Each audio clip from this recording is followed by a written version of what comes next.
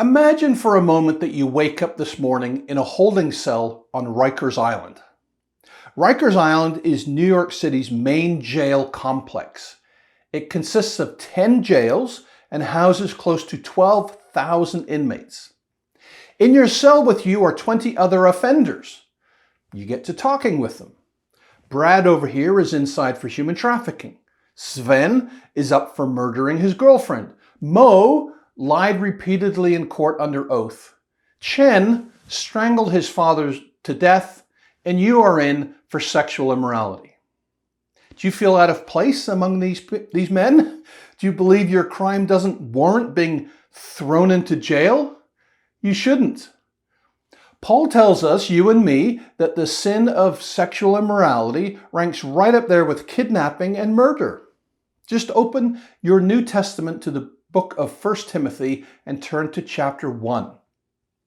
But we know that the law is good if one uses it lawfully, knowing this, that the law is not made for a righteous person, but for the lawless and insubordinate, for the ungodly and for sinners, for the unholy and profane, for murderers of fathers and mothers, for manslayers, for fornicators, that is, the sexually immoral, for sodomites, for kidnappers, for liars, for perjurers, and if there is any other thing that is contrary to sound doctrine, according to the glorious gospel of the blessed God, which was committed to my trust.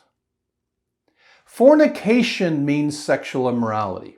That is, any act that defies God's holy standard for sexual relations.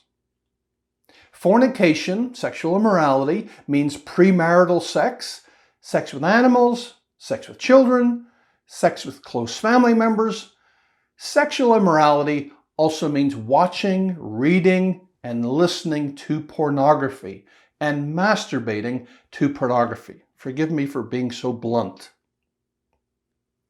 We don't know from Paul's letter whether fornication is worse than lying or not as bad as murder.